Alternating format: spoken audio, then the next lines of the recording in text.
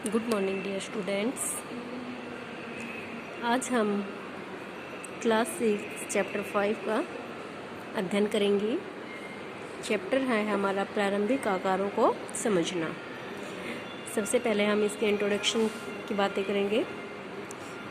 जो हमारा first point है वो है बिंदु। बिंदु क्या होता है ये देखिए बेटे, यहाँ पे मैंने एक डॉट लगाया हुआ है, ये बिंदु होता है, इसे बिंदु कहते हैं। बिंदु होता क्या है, उसकी डेफिनेशन क्या होगी। देखिए, बिंदु की कोई लंबाई चौड़ाई नहीं होती। जो बिंदु होता है ना तो इसकी लंबाई होती है और ना ही इसकी चौड़ाई होती है। जैसे सुई की नोक, सुई की नोक, पेंसिल की नोक,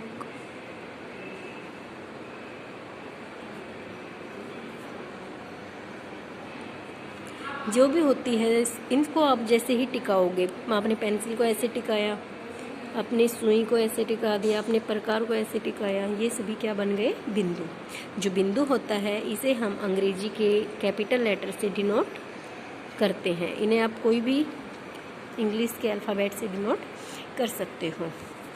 इसके बाद आता है रेखाखंड। रेखाखंड हमारे दो बिंदुओं से रेखाखंड बनता है। बिंदु जो है रेखाखंड के लिए हमारे पास दो बिंदु होने चाहिए। एक बिंदु से हम रेखाखंड नहीं बना सकते। जो दो बिंदु होते हैं इनके जो बीच की दूरी होगी, जो दो बिंदु हैं स्टार्टिंग पॉइंट एंडिंग पॉइंट, इनकी जो बीच की दूरी है वो आपका रेखाखंड कहलाएगा।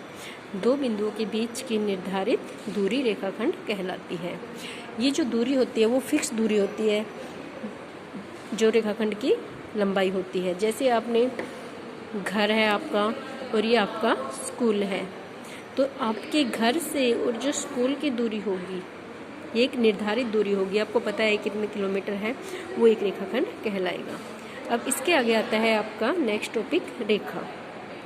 रेखाखंड जैसे ही रेखा होती है, लेकिन रेखाखंड को हम आगे पॉइंट से आगे नहीं बढ़ा सकते, रेखा को हम दोनों ओर आगे बढ़ा सकते हैं। जो रेखा होती है इसकी लंबाई निर्धारित नहीं होती। रेखाखंड एक फिक्स लंबाई का होता है, रेखा की कोई लंबाई निर्धारित नहीं होती, हमें कितना भी आगे बढ़ा सकते हैं। इसे हम बिंदु से आगे बढ़ा सकते हैं। जैसे आपका ये रेखाखंड है, अब इसको हम आगे की तरफ पीछे की तरफ बढ़ा सकते हैं, ये आपकी रेखा बन गई। नेक्स्ट है आपका कोण। अब दो बिंदु आपके पास हैं,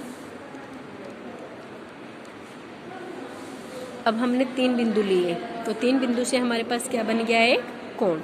इसमें आपके पास तीन बिंदु हो गए, ए बी सी, ये आपके पास एक कोण बन गया। जब भी कोई दो रेखाएं या रेखाखंड एक उभयनिष्ठ मतलब कॉमन बिंदु पर आकर मिलते हैं तो वो एक कोण का निर्माण करते हैं। तो कोण आपकी रेखाएं कैसे भी मिल सकती हैं, वो राइट एंगल भी हो सकता है, आपका एक्यूट एंगल भी हो सकता है और आपका ऑब्ट्यूज एंगल भी हो सकता है। ये आपके कोण कहलाएंगे। इसमें हमारे पास दो भुजाएं आपके एक ही बिंदु पर दो कोण अलग अलग भी निर्माण कर सकते हैं, बन सकते हैं। इसमें हमारे पास एक कोण ये हो गया और एक कोण ये हो गया। अब आते हैं, हम बात करेंगे कोणों के प्रकार। तो कोण जो है वो निम्नलिखित प्रकार के होते हैं। उसमें पहला है आपका न्यून कोण। न्यून मतलब छोटा। जो कोण 0 डिग्री से बड़ा और 90 डिग्री से छोटा होता है न्यून कोण कहलाता है। अर्थात 0 से और 90 के बीच के जो कोण होते हैं, 0 से बड़े 90 से छोटे कोण न्यून कोण कहलाते हैं। जैसे आपका हो गया 30 degree, 15 degree, 45 degree, 60 degree, 75 degree. तो 0 से 90 के बीच के जो भी कोण होंगे सभी कोण न्यून कोण कहलाएंगे। जैसे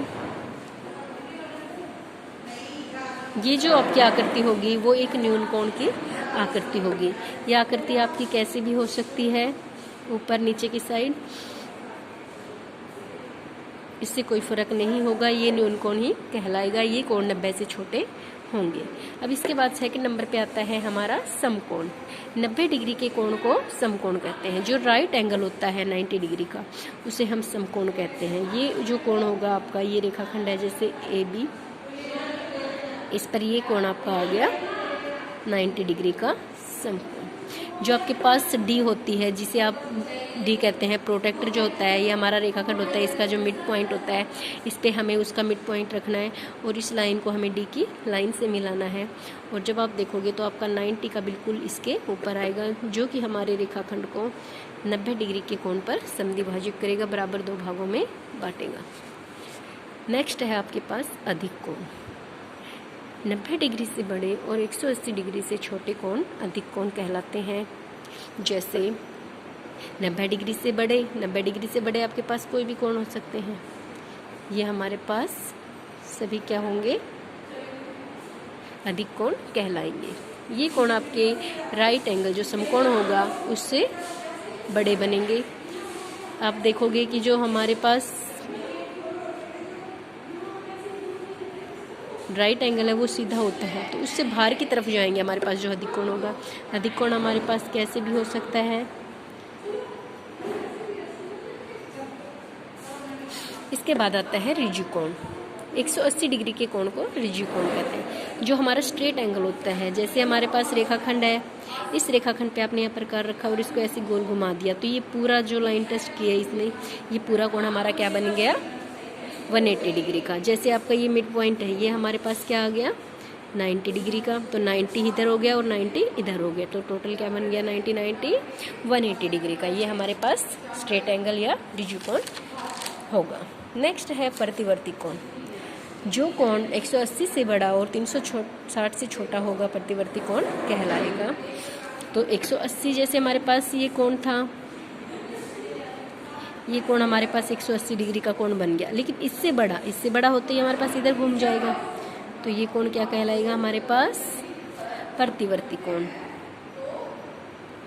ये कोण हमारे पास क्या कहलाएगा, ये कोण बाहर की तरफ बनाए, अंदर की तरफ बनाएंगे तो हमारे पास कौन सा कोण बनेगा, हमारे पास बनेगा न्यून कोण, अगर हम इधर की तरफ बनाएंगे तो। लेकिन ये कोण हमारे पास बाहर की तरफ है, तो ये हमारा कौन सा बन गया, प्रतिवर्ती कोण।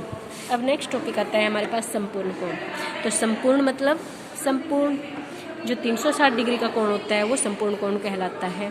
संपूर्ण का मतलब होता है एक पूरा चक्र, जैसे आपने पूरा चक्र लगाया, ये आपका संपूर्ण कोण बन गया।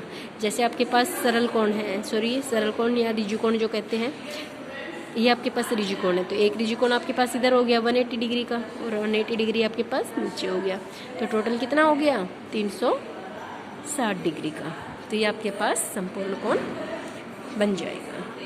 नेक्स्ट हमारे पास आता है 3 बिंदुओं से ही हमारे पास एक और आकृति बनेगी, जिसे हम क्या कहेंगे, त्रिभुज। त्रि का मतलब 3, भुज का मतलब भुजाएं। एक ऐसी आकृति जिसमें 3 भुजाएं होंगी और 3 ही इसमें हमारे पास क्या बनेंगे, कोण, वो क्या कहलाएगी, एक त्रिभुज। 3 भुजाओं से बनी आकृति त्रिभुज कहलाती है। त्रिभुज आपके पास अलग अलग प्रकार की होती है।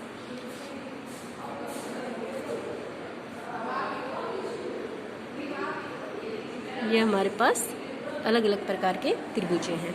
तो हमें त्रिभुजों के वर्गीकरण के बारे में पढ़ेंगे। त्रिभुज का वर्गीकरण जो है वो 2 आधारों पे किया जाता है, एक है भुजाओं के आधार पर और दूसरा होता है कोणों के आधार पर। अब हम पढ़ेंगे आज भुजाओं के आधार पर त्रिभुज के प्रकार। तो भुजाओं के आधार पर जो त्रिभुज है वो 3 प्रकार की होती है बेटी। एक होता है समबाहु त्रिभुज, दूसरा होता है समद्विबाहु त्रिभुज और तीसरा होता है विषमबाहु त्रिभुज। जैसा कि नाम से ही हमें पता लग रहा है कि इनमें जो भुजाएं होंगी वो कितनी भुजाएं समान होंगी। जैसे फर्स्ट है आपके पास समबाहु त्रिभुज। सम का मतलब क्या होता है, समान।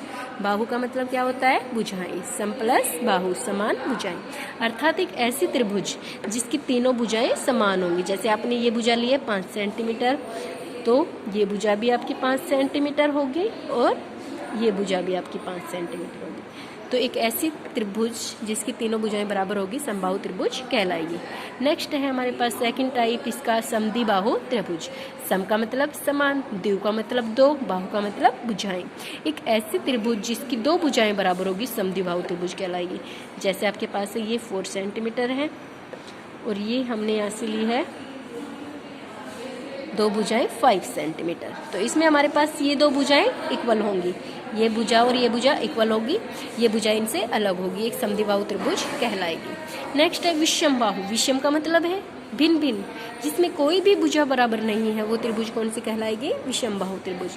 तो इसमें आपके पास तीनों भुजाएं अलग अलग होंगी, ये आपके पास एक विषम बाहु त्रिभुज कहलाएगी। ये आपके पास हो गई एक समबाहु त्रिभुज, ये आपके पास होगी समद्विबाहु त्रिभुज,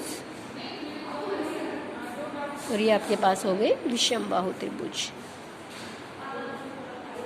जैसे आपके पास ये 3 हो गया, ये 4 सेंटीमीटर हो गया और ये 5 सेंटीमीटर हो गया। आई होप आपको ये बेसिक समझ में आया होगा।